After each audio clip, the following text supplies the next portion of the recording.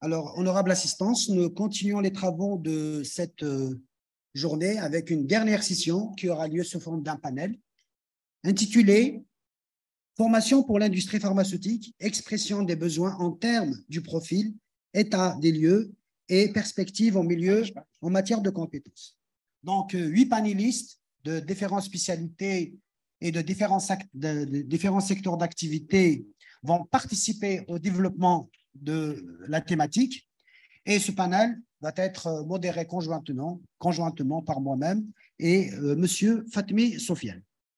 Il est important de rappeler que ce panel a pour objet d'abord de faire un état des lieux quant aux formations assurées par les différentes institutions de formation, soit celles relevant du ministère de l'Enseignement supérieur ou celles relevant du ministère de la formation professionnelle et qui sont bien entendu destinées au secteur de l'industrie pharmaceutique. Deuxièmement, elle nous permettra de définir les besoins réellement exprimés par l'industrie pharmaceutique et les compétences recherchées pour chaque catégorie d'activité. Et enfin, émettre des recommandations permettant l'adaptation continue des programmes de formation aux compétences recherchées par l'industrie pharmaceutique et d'en proposer les mécanismes adéquats. Merci, M. Mamou. Donc, pour bien mener à terme cette mission, le panel se déroulera en 4 étapes. Donc, premièrement, un état des lieux sur les formations existantes destinées aux industries pharmaceutiques sera présenté par des experts en la matière. En deuxième lieu, les formateurs, riches de leur expérience, exposeront les profils de ces produits de formation. Par suite, les profils recherchés par les secteurs de l'industrie pharmaceutique seront exprimés par des professionnels du domaine. Enfin, un expert dans l'ingénierie de la formation émettra des propositions pour la mise en place de programmes de formation adéquats répondant aux besoins concrets des industries pharmaceutiques. La séance se terminera par des recommandations émanant du panel qui seront rédigées et lues à l'issue du débat. Donc, sans trop tarder, nous allons commencer. Nous commencerons tout d'abord par remercier nos chers invités, les membres du panel, pour leur disponibilité. Donc, pour nous donner un état des lieux sur les programmes déjà existants, je vais m'adresser tout d'abord à nos 2 experts, donc le professeur Daoud, directeur de la recherche au sein de l'USTHB en génie pharmaceutique, consultant en développement industriel et l'initiateur de la formation génie pharmaceutique en Algérie. Ainsi que M. Touil, directeur de la formation et de l'enseignement professionnel de la wilaya d'Alger. Donc, messieurs, ma première question est la suivante.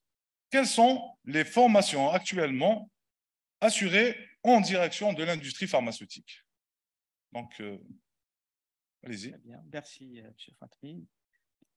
Professeur Fatmi. Donc, je commencerai par vous remercier déjà de m'avoir invité à ce panel et de donner un peu mon expérience sur cette formation, sur plusieurs formations en fait, qui étaient lancées à l'Université d'Abzoar.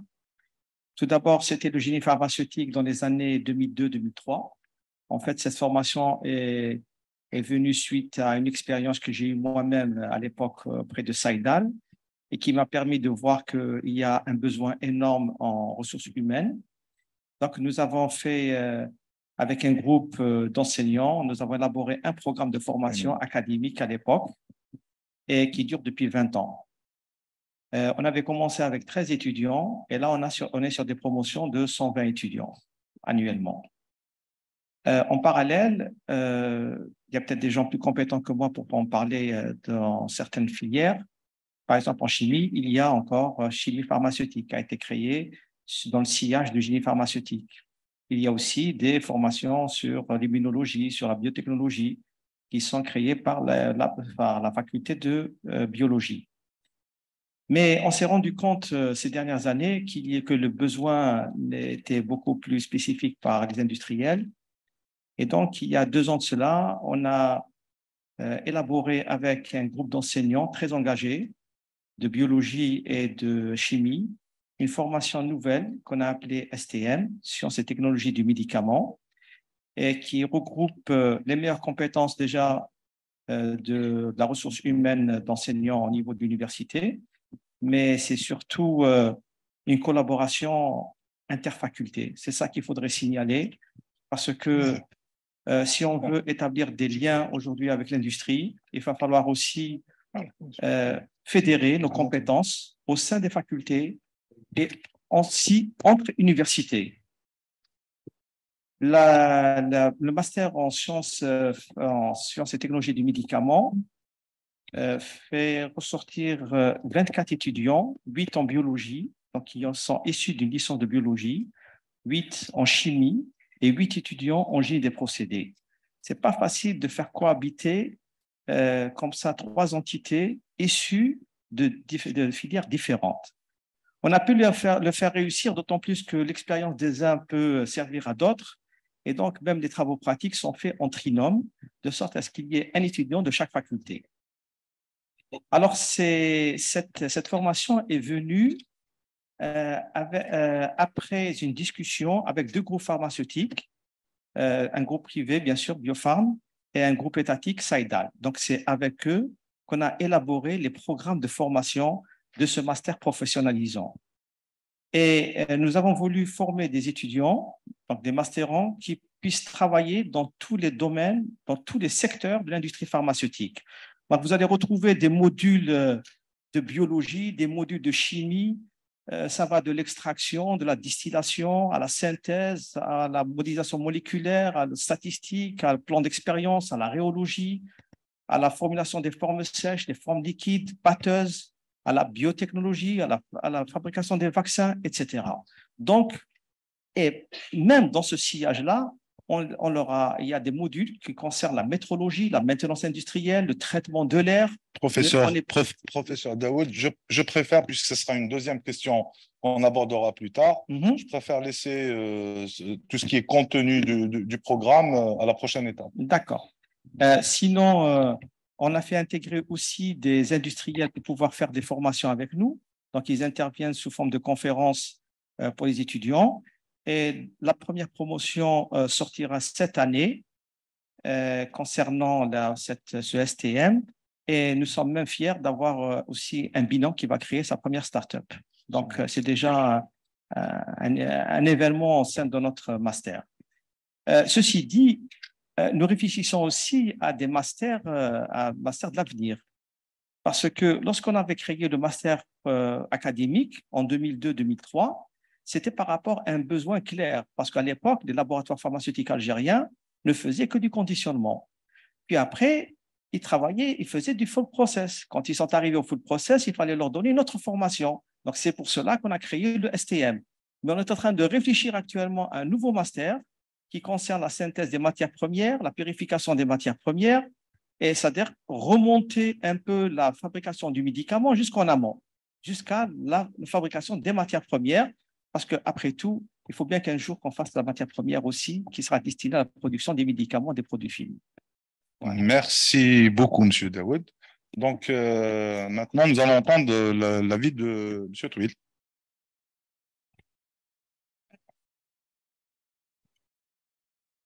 Bismillah, salam alaikum.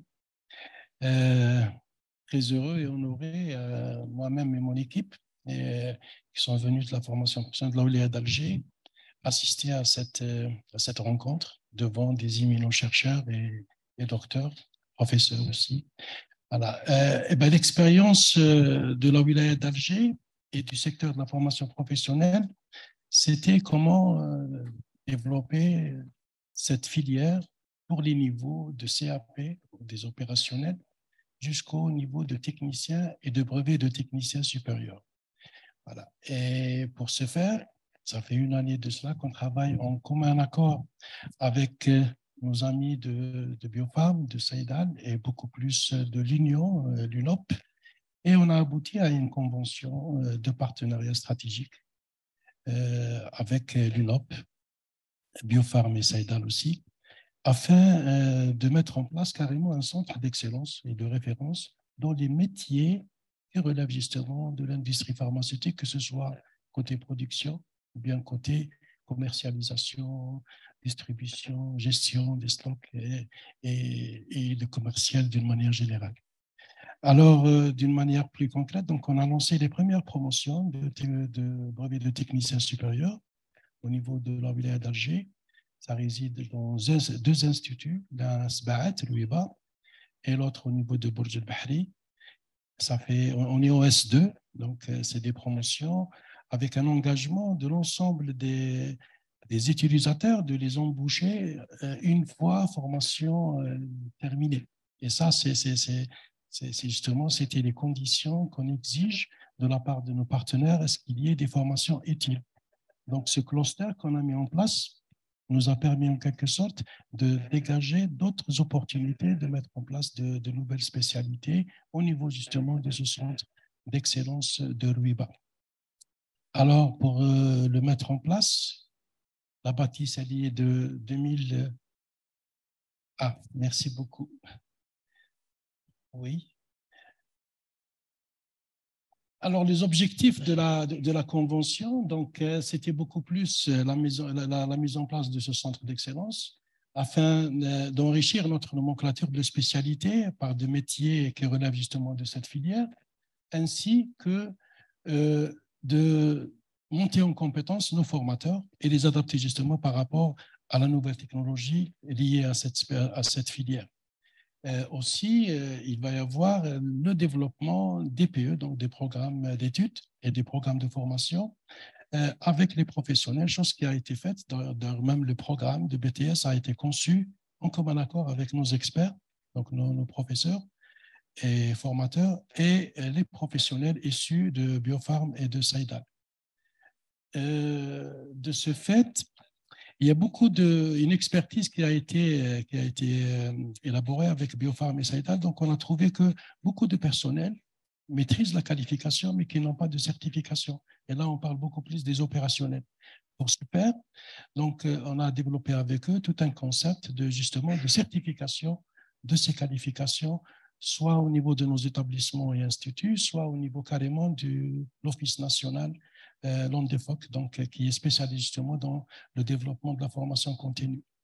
L'approche qui a été dégagée, c'est de favoriser justement la formation duale, donc la formation et de l'apprentissage en alternance. Donc, une partie de nos formations se fera au niveau de nos instituts, c'est beaucoup plus la partie théorique et technologique, mais la partie pratique se fera justement au niveau des unités de production. Et c'était ça la réussite et l'intégration. Et pratiquement, on a un taux 0% de déperdition. Donc, tous nos stagiaires sont opérationnels. Et à partir du deuxième semestre, ils commencent même à manipuler quelques machines et quelques équipements au niveau des unités de production, au niveau d'Alger, au niveau de Médéa, au niveau de Constantine et très prochainement au niveau d'Oran. Et donc, c'était ça les engagements des uns et des autres. Voilà. Donc, nos engagements. Pardon. Nos engagements, c'est de dédier justement cet établissement de formation. On a dégagé un budget de 160 millions de dinars. On l'a eu en 2022. On a choisi un bon bureau d'études qui a travaillé avec les professionnels et les techniciens de Biopharm et de Saïdal. Donc, on commence maintenant à mettre en place un cahier de charge de réalisation qui va réhabiliter nos bâtiments déjà existants et les mettre en norme, en standard, aux exigences justement de cette filière. Reste maintenant à ses partenaires de les équiper d'un petit matériel didactique afin qu'on initie justement à la formation de ces spécialités. Donc, on parle beaucoup plus de la maintenance, de l'industrie pharmaceutique. On parle aussi de la normalisation.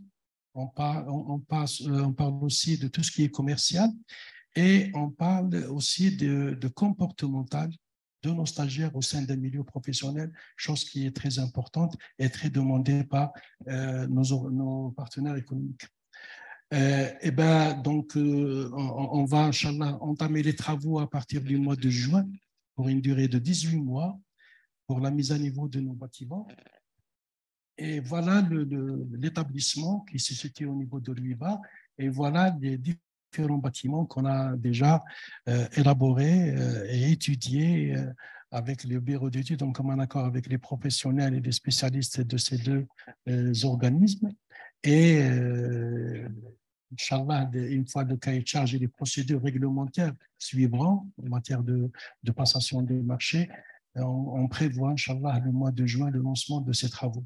Donc, en attendant, il va y avoir pratiquement plus de 2500 de mètres carrés bâtis, rien que pour les ateliers et les salles de cours conçus au standard. En attendant de l'achèvement de cette mise à niveau de notre institut de référence, donc on a hébergé cette formation. Monsieur Toué. Oui. Afin de pouvoir passer la parole à tout le monde, on doit gérer comme ça le timing. Voilà, donc on va aller vers l'essentiel. Voilà les spécialités et les métiers qui sont déjà au niveau, qui seront déjà.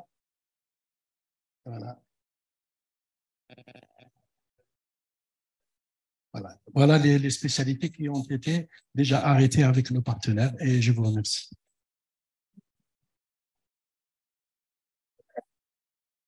Merci, messieurs, pour ces éclaircissements. Après cet aperçu sur l'ensemble des formations qui sont dispensées par les différentes institutions de formation, nous passons maintenant au contenu de ces formations, mais aussi on parlera des compétences acquises durant ces formations. Parmi nous, nous avons 4 formateurs, c'est des professionnels qui sont sur le terrain, qui ont l'habitude de former, et professeur Zebish Younes et les pharmaciens. Professeur Zebish est maître de conférence en toxicologie à la faculté de pharmacie d'Alger et il occupe actuellement le poste de chef de département de pharmacie industrielle auprès de la nouvelle faculté de pharmacie d'Alger. Je dirais même, c'est le premier chef de département de la faculté d'Alger. Merci pour la précision.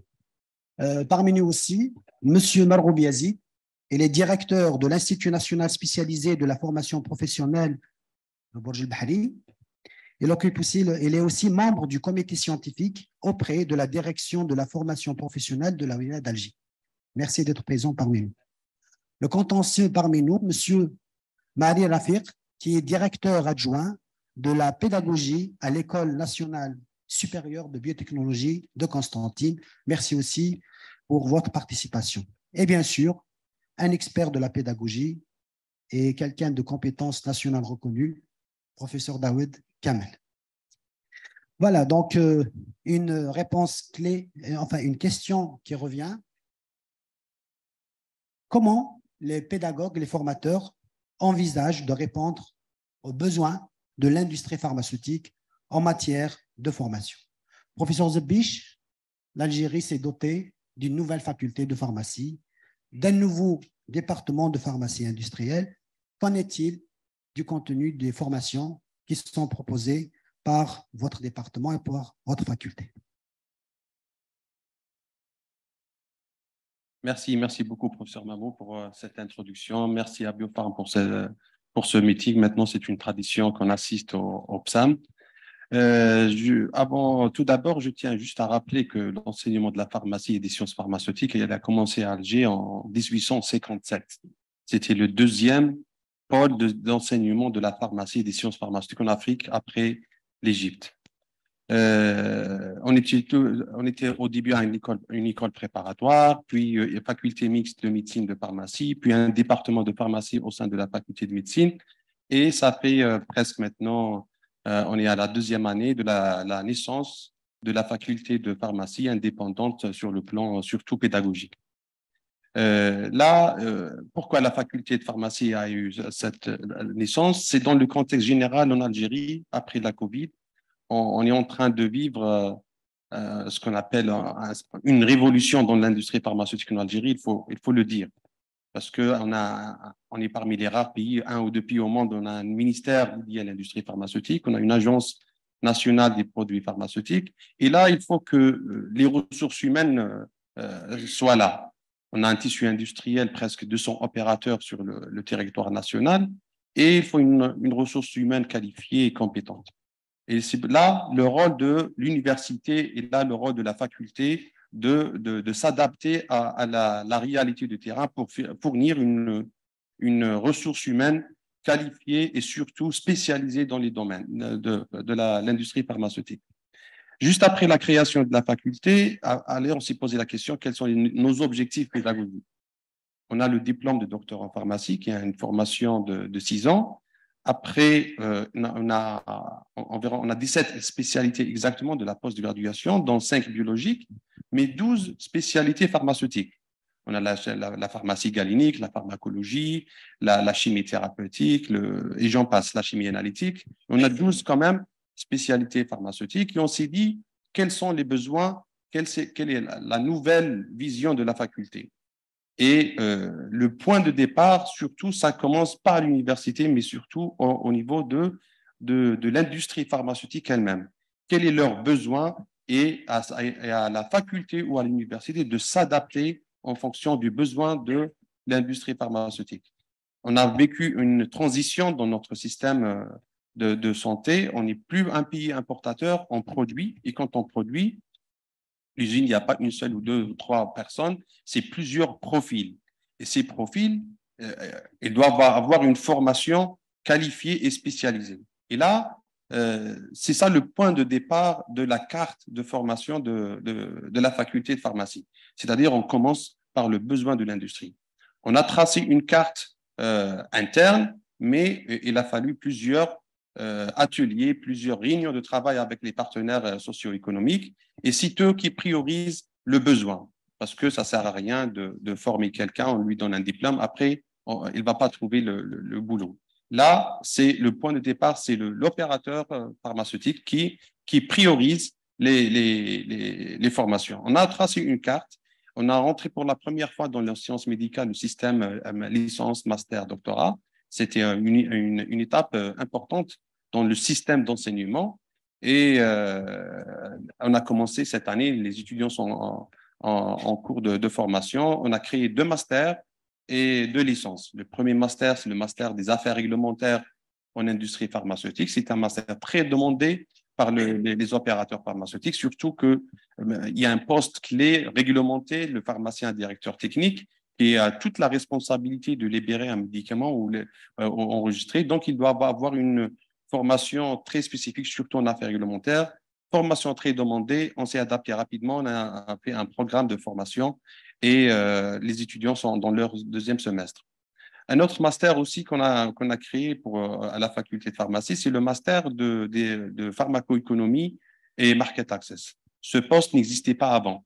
Mais maintenant, les opérateurs pharmaceutiques, ils sont demandeurs de ce poste. Quelqu'un qui maîtrise les études pharmacoéconomiques, parce que c'est maintenant, on ne travaille qu'avec ça, on doit justifier l'utilisation du médicament, le coût, le lien entre le coût et l'efficacité, le coût et l'utilité surtout. Donc, il faut des spécialistes.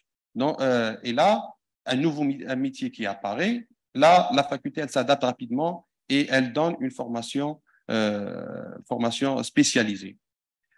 Pour faire cette formation, que ça soit qualifiée et surtout solide, la nouvelle politique de la faculté de pharmacie, c'est l'ouverture vers les autres universités, l'ouverture vers les centres de recherche, l'ouverture vers les opérateurs pharmaceutiques, l'ouverture vers les autres universités à l'échelle internationale.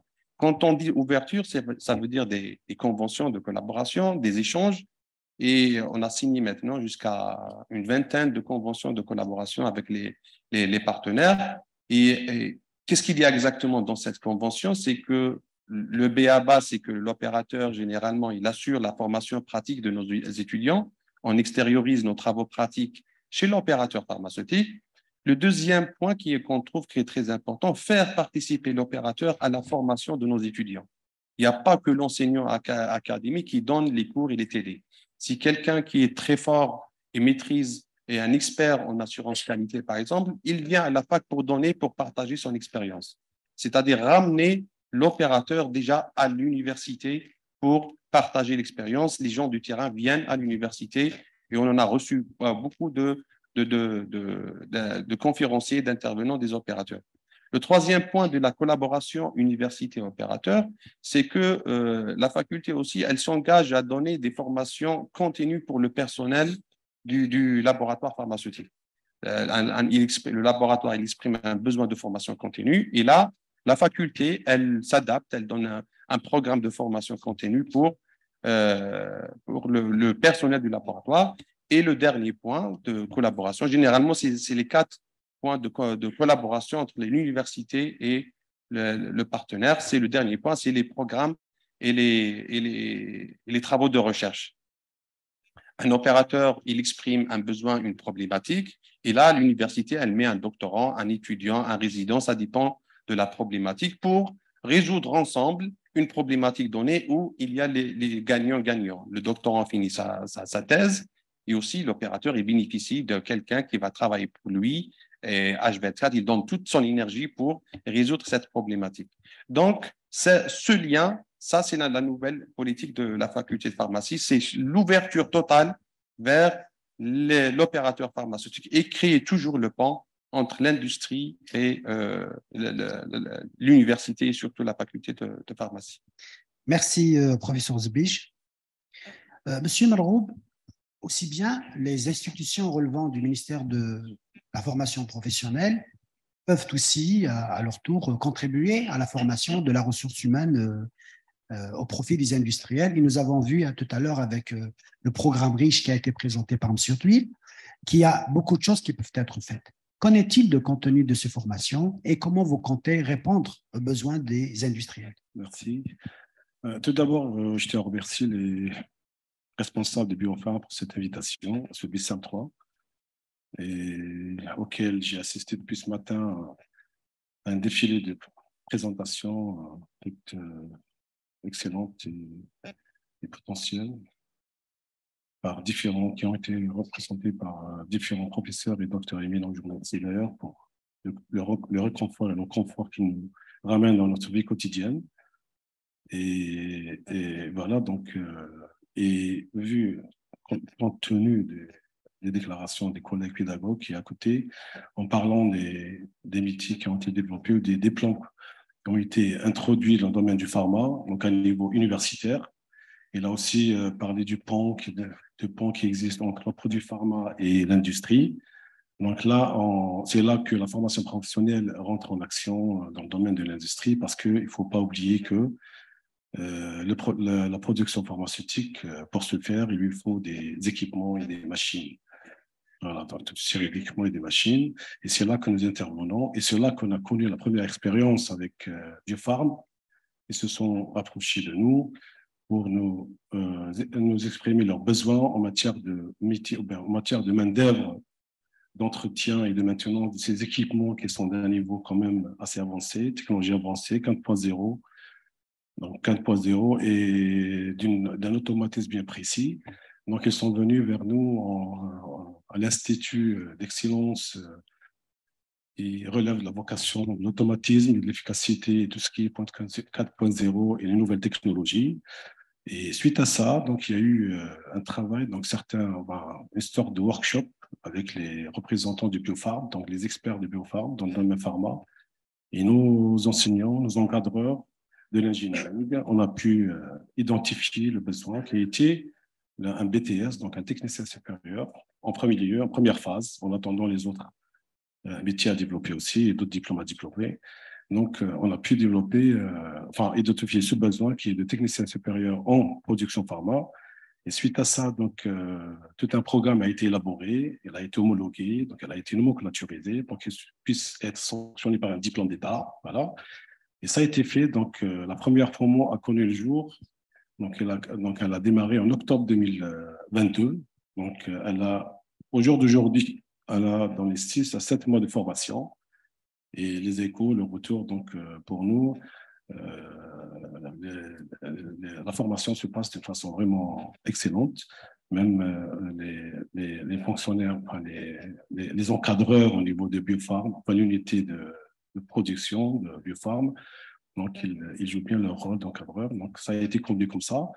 Et l'avantage dans cette approche, cette méthode de formation en alternance, dans 1 ou 2 jours au niveau de l'établissement, de pôle d'excellence de Buba et les 3 jours, voire même 4 jours au niveau de l'unité.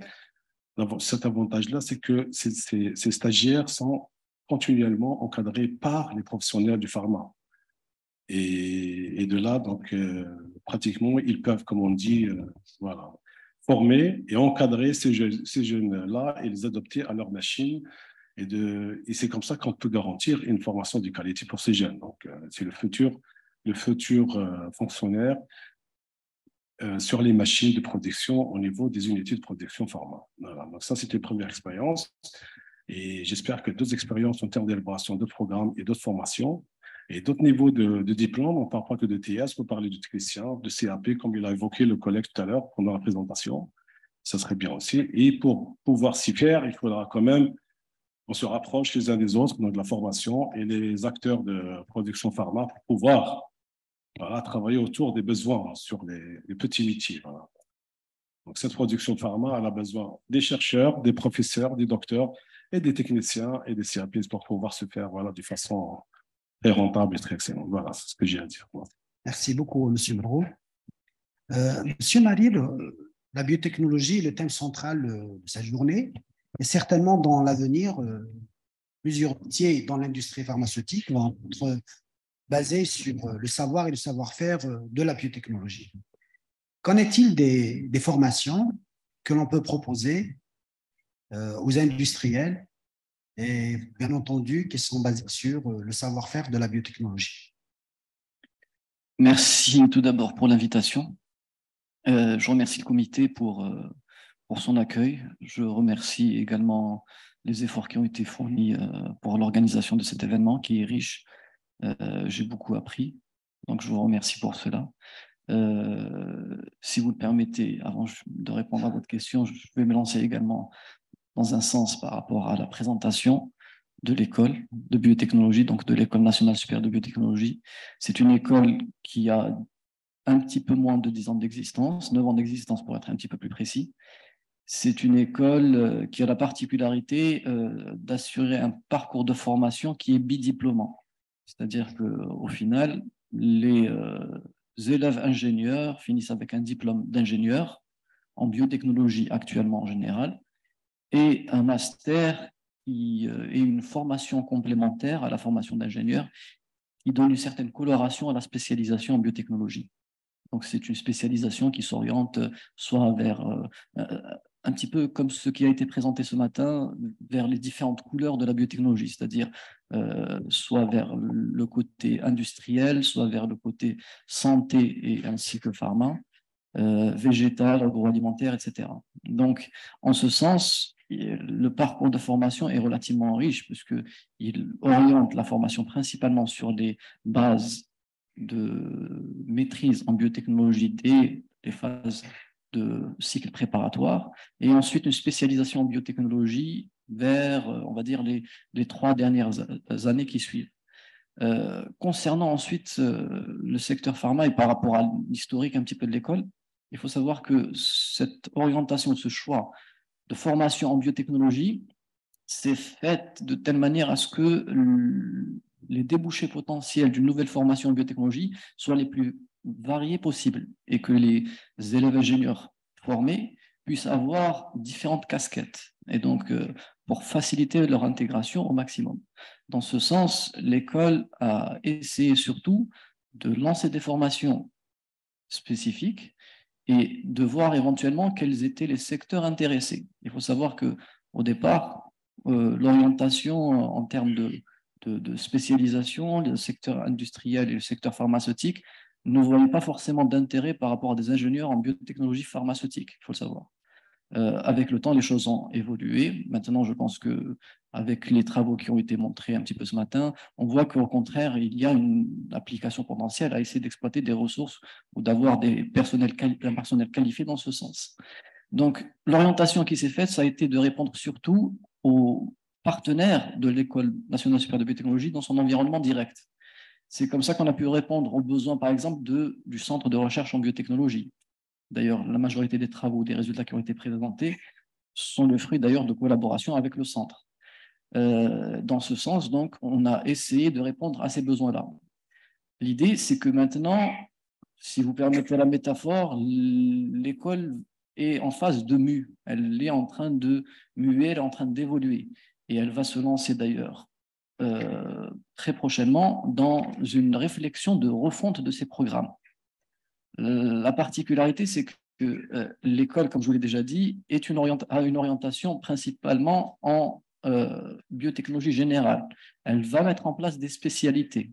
Ces spécialités pourront orienter de plus en plus, on orientera les étudiants de plus en plus vers des formations en biotechnologie, santé et pharma. Et l'idée, c'est de maintenir toujours les masters, c'est-à-dire ce parcours bidiplômant, pour essayer de faciliter au mieux l'adaptabilité de la formation en fonction des exigences du secteur socio-économique et surtout du secteur industriel. Comme cela a pu être mentionné, maintenant le secteur industriel a souvent des réorientations rapides et le fait de mettre un parcours complémentaire parallèle à la formation principale nous permettra donc de nous adapter également facilement aux exigences du secteur. La démarche dans ce sens qu'on a mis en place, c'est une démarche beaucoup plus d'assurance qualité, de qualité de la formation. Notre objectif est d'aller beaucoup plus vers, à long terme, bon, plutôt à moyen terme et long terme, vers la certification des formations que l'on propose. Dans ce sens, il faut savoir que on a intégré un programme européen Erasmus en assurance qualité justement pour permettre de certifier nos formations. Et dans ce sens, on est dans une démarche où on va mettre en place de nouveaux programmes, une refonte de la carte de formation à travers une démarche de compétences, c'est-à-dire définir quelles sont les compétences réellement qu'on doit attribuer aux étudiants pour qu'ils puissent répondre et pour qu'ils puissent être efficaces. Dans un second sens, on a mis en place également, c'est un petit peu, on a calqué ça sur le modèle européen, c'est-à-dire qu'on a essayé de mettre en place un réseau alumni. Ce réseau alumni, c'est tout simplement un réseau de suivi de nos étudiants pour savoir est-ce qu'ils ont intégré un secteur particulier, est-ce qu'ils ont eu des difficultés à l'intégrer, est-ce qu'ils se sont formés pour essayer de s'adapter à ce secteur. Et dans ce sens-là, on a plusieurs retours et on a pu mettre en place, on va dire, une liste de lacunes qu'on pourrait éventuellement corriger.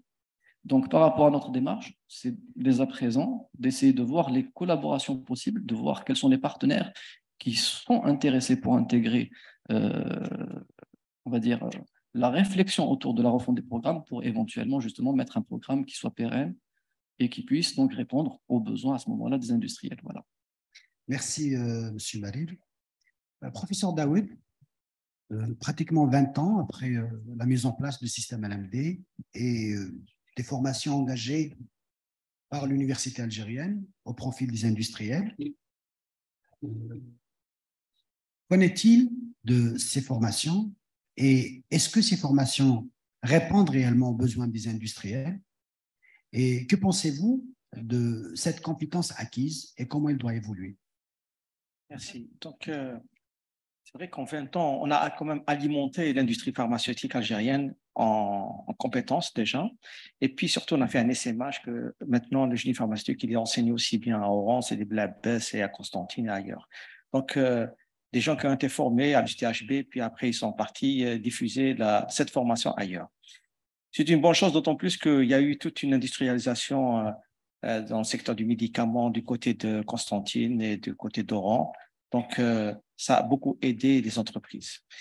Mais moi, ce que je voudrais rebondir un peu sur ce que j'ai vu tout à l'heure dans les posters.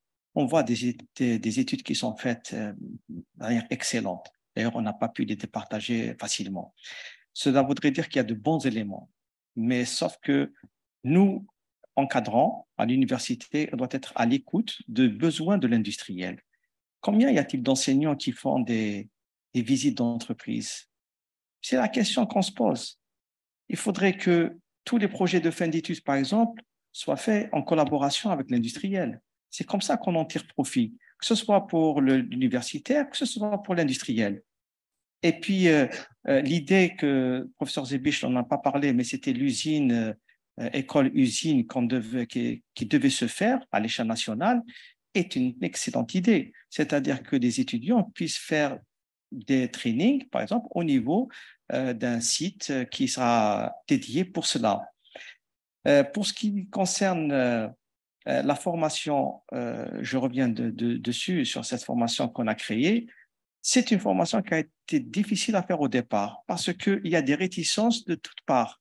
Un biologiste, il n'a pas envie de travailler avec le génie des procédés, avec le chimiste, etc. Grâce un peu au travail du recteur, etc., on a pu fédérer tout le monde autour de la table et on a pu travailler ensemble sur un programme. Et maintenant, ça intéresse tout le monde. Donc, je me dis, à l'échelle mondiale aujourd'hui, on ne parle plus de pharmacie, on parle des sciences pharmaceutiques. C'est un confluent de plusieurs sciences. Vous allez trouver de l'informatique, de l'intelligence artificielle, de la biologie, de l'immunologie, etc. Donc, aujourd'hui, il faudrait juste que nous, on puisse travailler ensemble. Sinon, il y a les équipements qu'il faut. Nous, au niveau, par exemple, du THB, on a investi dans le cadre de la formation près de 5 milliards de centimes pour l'achat d'équipements. Les étudiants font jusqu'à 300 heures de TP, ce qui est énorme. C'est-à-dire qu'ils arrivent dans l'entreprise pratiquement avec une formation qui leur permet de travailler dans tous les services. D'autant plus que quand on avait vu que l'industrie pharmaceutique, ce n'est pas que de la production du médicament, c'est aussi la production d'eau, c'est aussi la production d'air. Et ça, c'est aussi un traitement des effluents. Et tout ça, il faudrait leur donner des formations adéquates pour qu'ils puissent travailler aussi dans une centrale de traitement d'air, de dimensionner un compresseur, etc., pour pouvoir faire de l'air purifié, par exemple, pour l'entreprise, etc.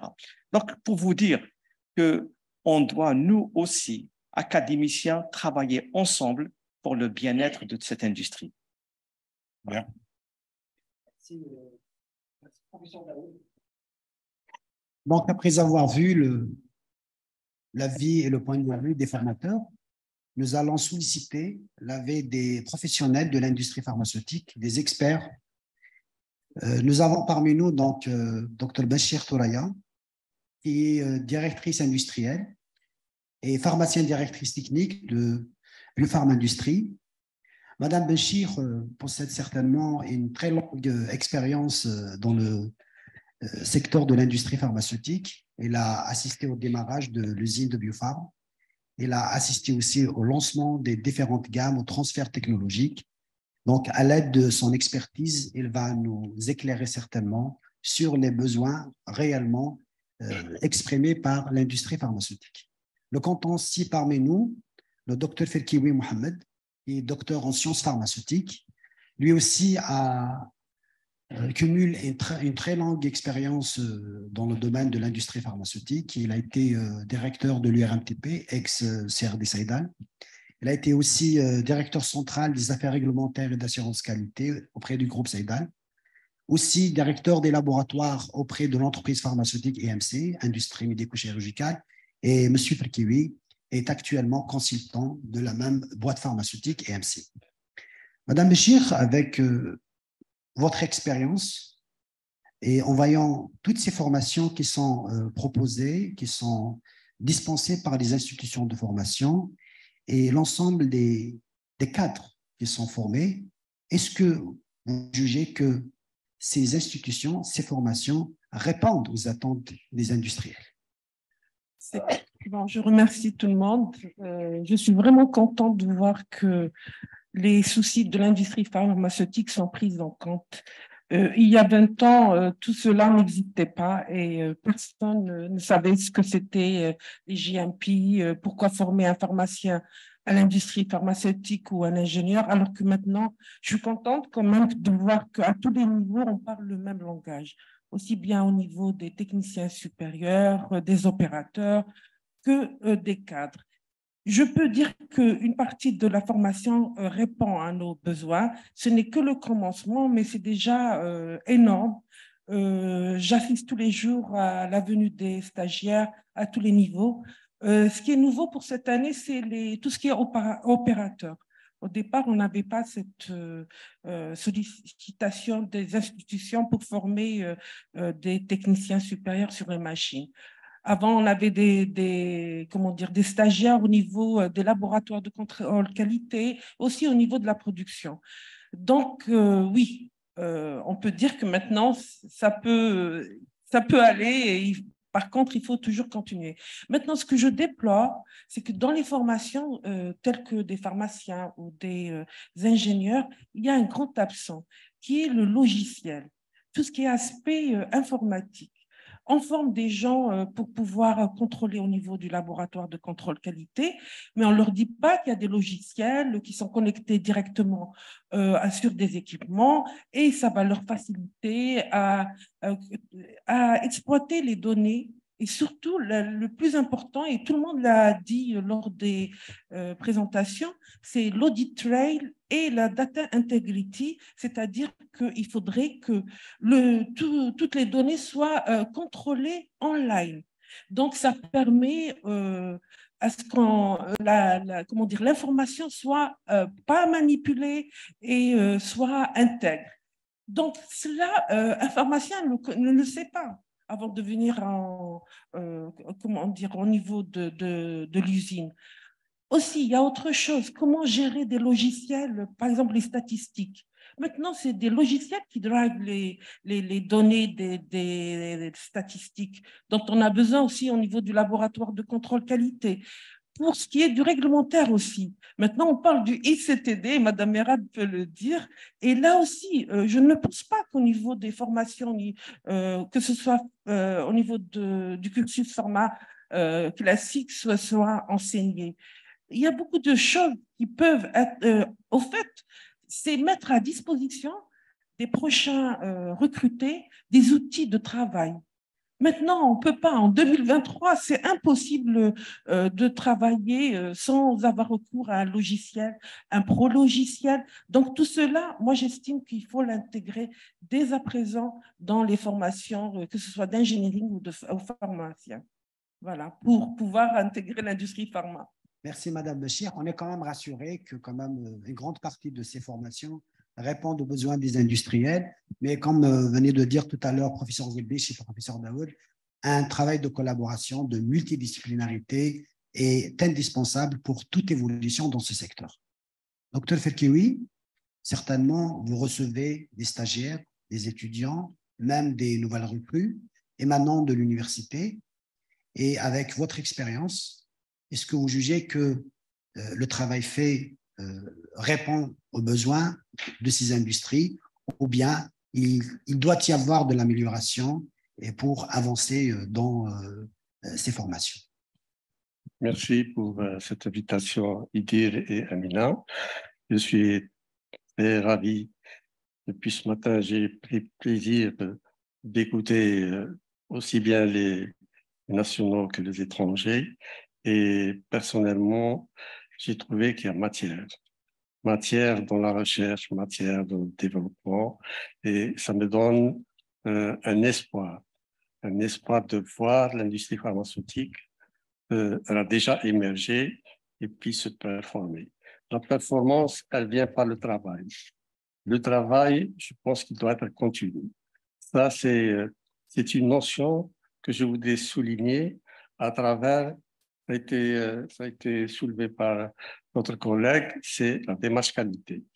La démarche qualité, de par mon expérience, moi je l'ai vécu d'abord à Saïdal pendant trois sessions. Vous savez, la certification, c'est le référentiel normatif, l'ISO 9001, qui était au départ qui nous posait problème. Nous avons ici Amina qui était parmi nous à l'époque, certains pharmaciens, des chimistes, des biologistes, et c'était un remue-ménage.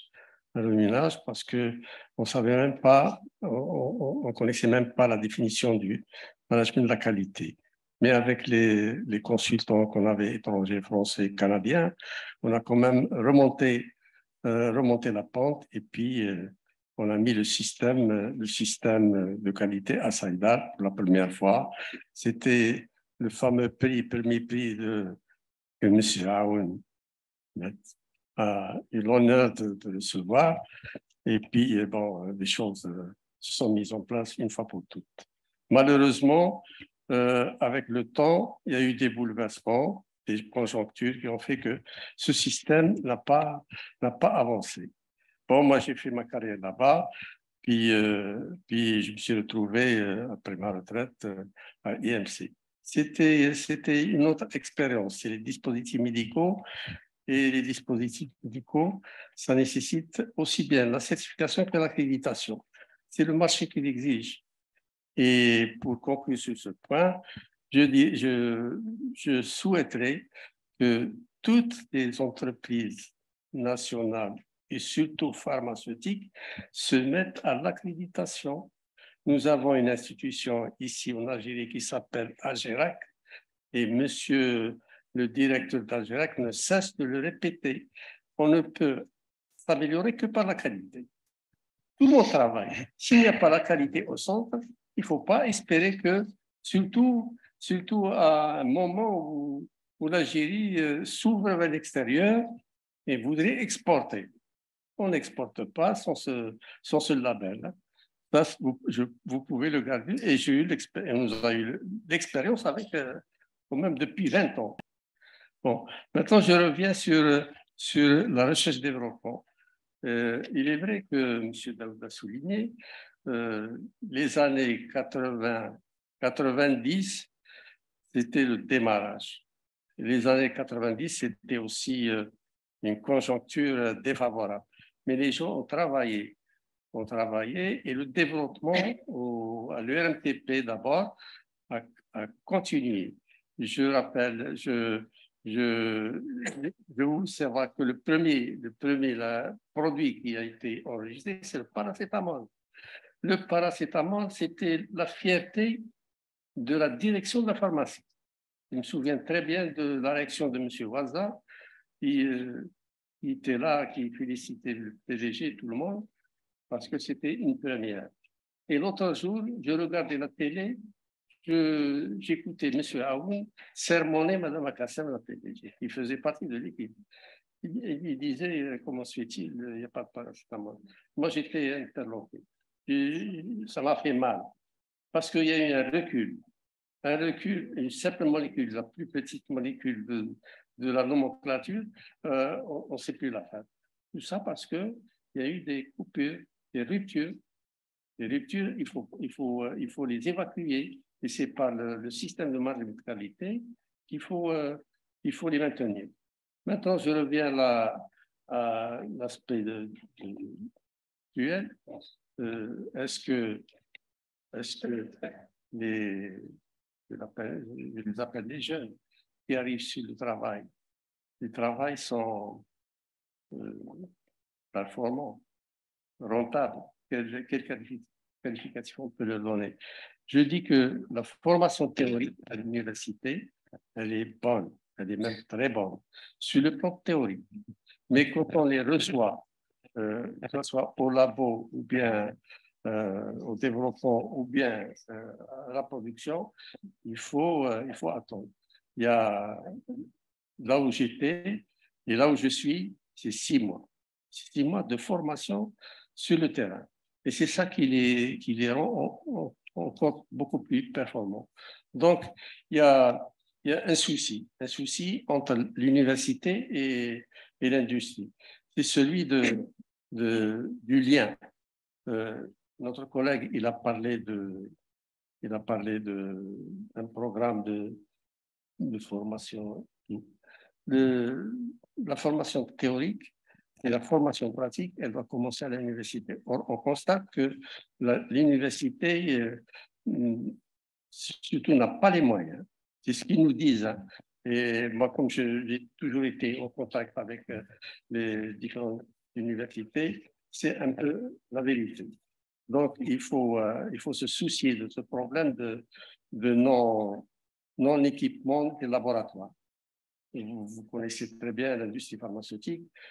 Maintenant, c'est inévitable, la réglementation, aussi bien que les exigences normatives, exigent des équipements qualifiés et des process validés.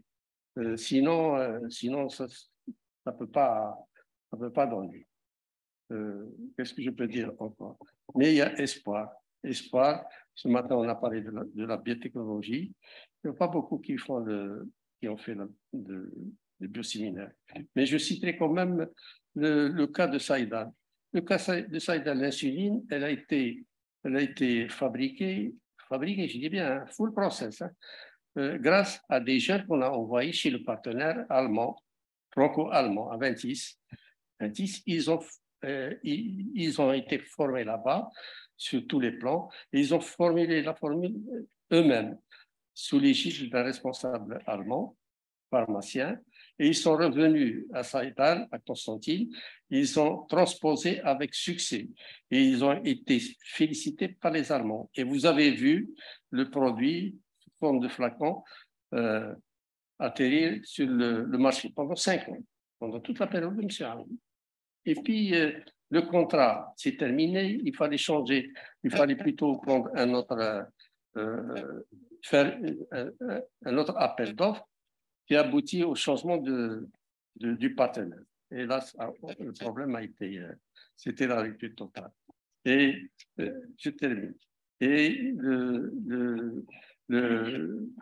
disons, les patients, beaucoup de patients disaient, oh, le flacon, c'est pas bien, il nous faut le silo, etc. Le silo, maintenant, on le voit. On le voit. Ça, c'est grâce à qui? Grâce aux efforts et à la compétence des jeunes. Je le répète, c'est eux qui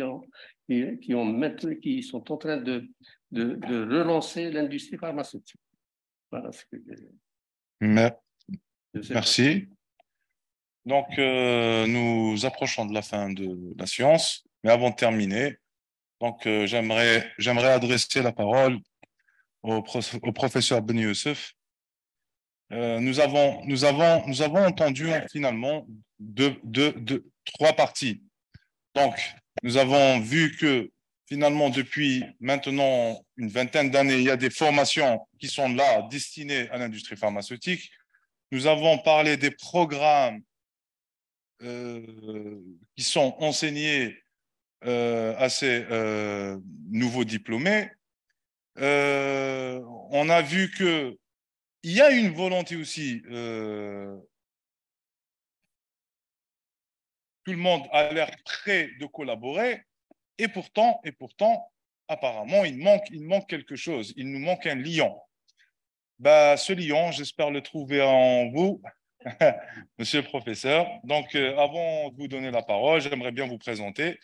Donc, professeur Beni Youssef est directeur des études au Conseil national de la recherche scientifique et technologique. Il est enseignant-chercheur en génie des procédés à l'École nationale polytechnique. Il est aussi consultant auprès des industries pharmaceutiques. Donc, professeur Beni Youssef, donnez-nous la recette. Qu'est-ce qui nous manque? Je vous remercie, professeur Fatmi. Donner la recette serait trop demandé, serait utopique de pouvoir apporter la réponse après une discussion aussi courte. Peut-être que nous avons l'occasion, une note d'optimisme et une opportunité qui nous est offerte, que tous les acteurs soient réunis de divers horizons pour poser le problème lui-même. Nous avons vu, lors de la discussion des différents intervenants, des expériences très, très riches. Il y a des offres de formation dans le domaine pharmaceutique. Il ne faut pas oublier que le domaine pharmaceutique, c'est le secteur qui a le plus grand potentiel économique pour booster l'économie nationale après les hydrocarbures. Pourvu qu'il y ait une certaine coordination et une certaine synergie. Il ressort des discussions qu'il y a un cloisonnement entre les différents acteurs. Chacun raisonne en intramuros, à son échelle. Chacun fait des propositions de formation parce qu'il pense que c'est la bonne voie. Si des formations ont vu le jour et ont eu un succès, ce n'est que la volonté de certaines personnes, de certaines équipes. Pour la plupart, où les formations ont connu un succès, comme l'expérience qui a été vécue à l'USTHB par le génie des procédés pharmaceutiques qui a été lancé. Ensuite, on part vers un master spécialisé, parce qu'il y a des gens qui connaissent le secteur industriel. Derrière toute cette formation, des gens connaissent le secteur industriel et son acteur universitaire pour répondre à cette formation. L'absence globale, c'est une stratégie globale. On peut se poser la question entre ce qui est fait à la faculté de pharmacie, entre ce qui est fait au niveau des universités technologiques, ce qui est fait en sciences, en chimie, en biologie ou ailleurs. Est-ce que nous sommes en train de travailler en collaboration? Est-ce que nous sommes en train de donner des compétences aux produits de formation qui sont complémentaires? C'est toute la question qui devrait se poser et c'est un état des lieux qui devrait se poser. Pour cela, il devrait y avoir une stratégie globale. À l'exemple de la réunion et de l'objet de la réunion lors du jour de cette journée scientifique, il devrait y avoir des assises par secteur où sont réunis l'ensemble des personnes. Parce qu'une formation, je suis désolé de le dire, mais il faut faire son mea culpa à un moment donné. Nous avons vu des expériences qui ont réussi. Je salue l'effort des collègues qui ont mis en place ces formations pour répondre à un besoin, parce que c'était une volonté personnelle, alors qu'on doit changer de paradigme. Il faudrait qu'il y ait un objectif stratégique qui est l'expression du besoin de l'utilisateur du produit de formation, quel que soit le produit de formation, particulièrement dans le domaine des sciences pharmaceutiques, qui conjugue l'ensemble des sciences exactes, les sciences technologiques, les sciences du vivant, où que tout se trouve, c'est une croisée des chemins. Donc, c'est beaucoup plus complexe. À ce moment-là, il y a un objectif stratégique, ce sont des compétences que doit acquérir le produit de formation pour pouvoir évoluer, pour pouvoir s'épanouir et pour pouvoir être performant au début. Ça, c'est l'objectif stratégique qui est exprimé par l'industriel que j'aurais souhaité écouter en premier lieu, parce que c'est ça le cahier des charges. Et ensuite, cet objectif opérationnel doit être traduit en objectif opérationnel. Cet objectif stratégique doit être traduit en objectif opérationnel, qui est le programme de formation. Le programme de formation, comme dans toute architecture et comme toute ingénierie, il est constitué d'enseignements fondamentaux. On entend les collègues dire que théoriquement, les étudiants sont bien formés. Moi, je dirais que les enseignements fondamentaux sont dispensés de manière acceptable.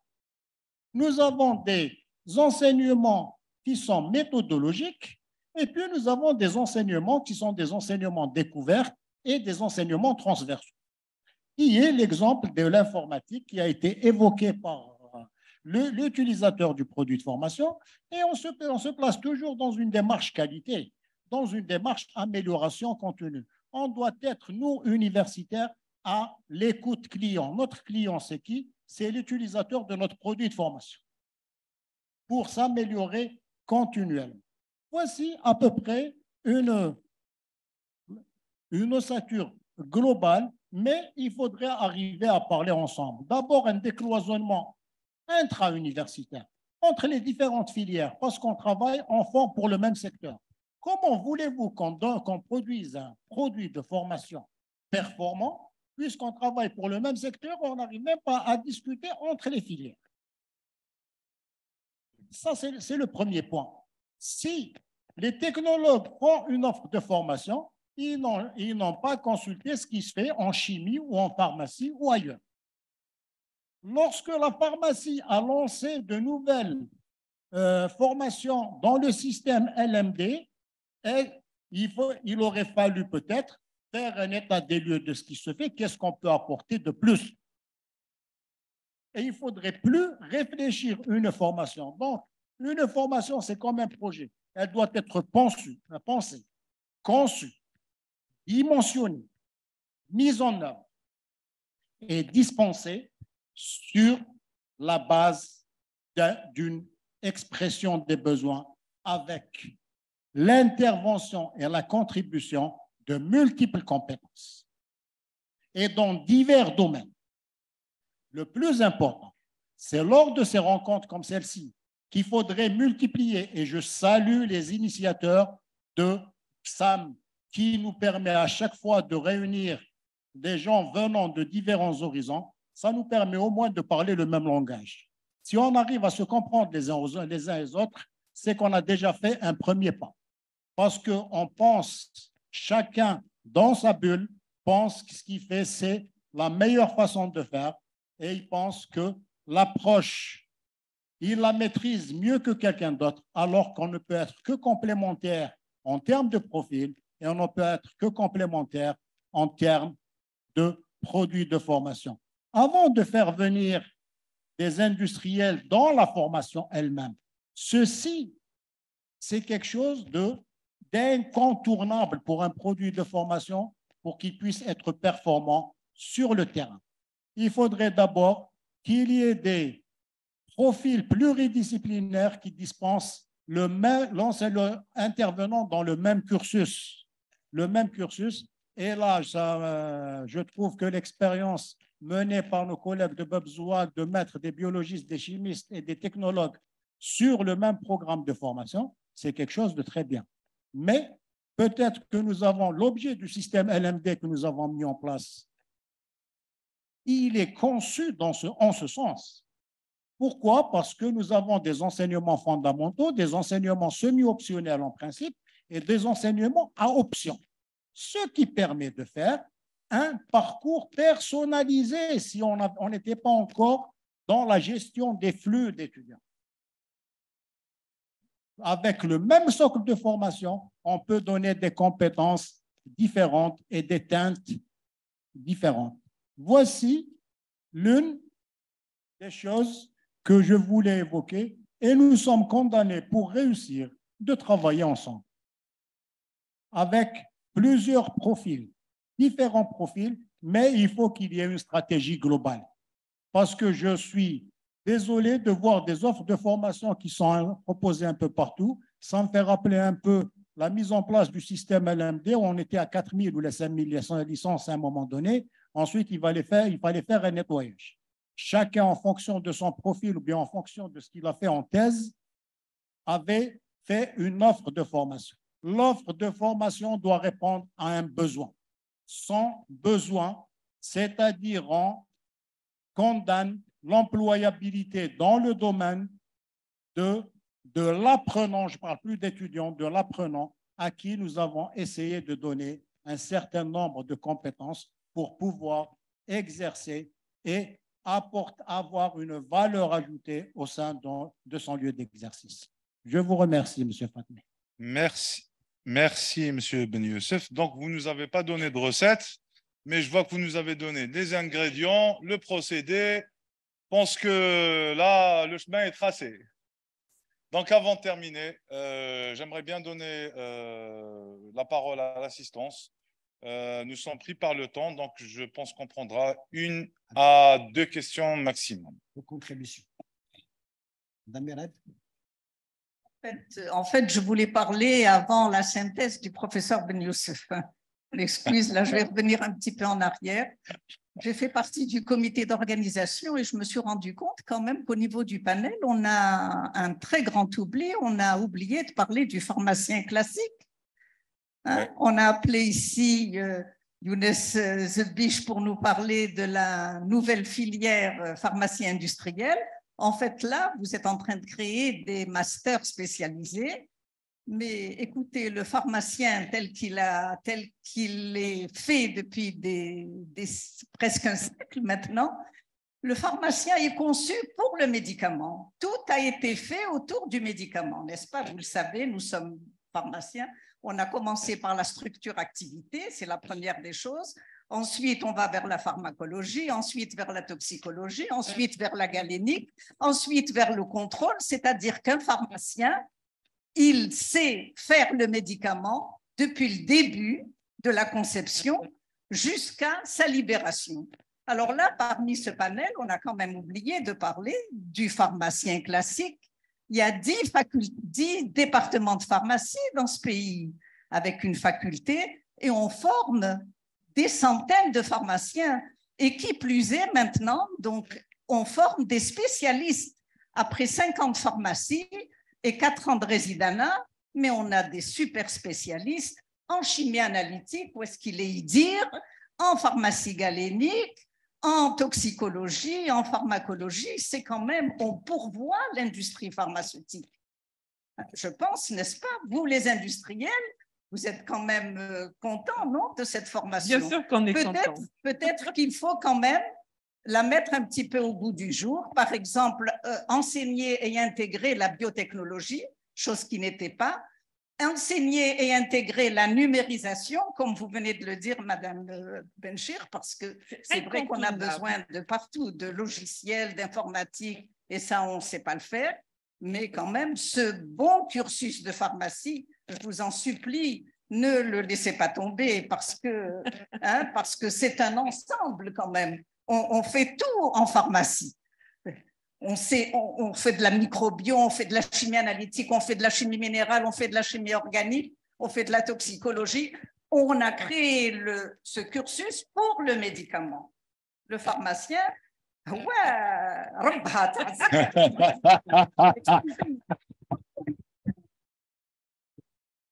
Alors, malheureusement, Madame Merad, vous savez, c'est pas ce que les industriels, ils préfèrent ne pas trop à faire appel aux pharmaciens. Mais tout à fait, oui. J'aimerais juste, par rapport à la remarque de Madame Merad, c'est parce que le pharmacien est un super-héros, on s'est dit on va ramener Monsieur Sbich, il pouvait assurer les deux rôles. Ah, bah oui. Brièvement, madame. Donc, on va terminer. C'est pas pour joindre les paroles de madame le professeur Merad. En 2011, lors de la grève des étudiants, où on a demandé qu'il y ait un doctorat en pharmacie, et on a été vraiment, je dirais, martelé par le ministère de l'Enseignement supérieur pour qu'on puisse rajouter cette année, une année de pharmacie. Mais on s'est dit, il ne faut pas rajouter pour rajouter, il faut revoir tous les programmes. Et quand on a revu les programmes, on a pensé beaucoup plus aux différents profils. J'aurais souhaité être peut-être faire partie de ce panel pour parler des différents profils du pharmacien qui est le pharmacien 7 étoiles. Où on parle de l'informatique, de l'ingénierie, on parle de beaucoup de choses. Et on a énormément misé sur le médicament et on a ramené beaucoup de modifications dans ce programme où on est en train d'enseigner. Moi, en Galinique, en 3e année, on enseigne la biotechnologie, les vecteurs qui sont dans la formulation des nouveaux médicaments. On a introduit dans ce cursus tout ce qui est nouveauté, mais malheureusement, je dis bien malheureusement, on n'est pas très bien, je dirais, soutenu. Et là, c'est des notions qu'on donne aux étudiants dans un amphi, et puis ça s'arrête là. Malheureusement, c'est pour ça, j'ai essayé. Je dirais, comme j'étais présidente du comité pédagogique national, j'ai essayé de créer des modules. Je voulais décloisonner et mettre un enseignement transversal, un enseignement coordonné.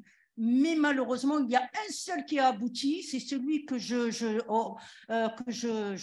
coordonne, c'est le module de pharmacie industrielle. Et encore, il est coordonné avec une deuxième matière qui est la chimie analytique. Alors, en principe, il y a plusieurs spécialités qui devraient graviter autour de cet enseignement.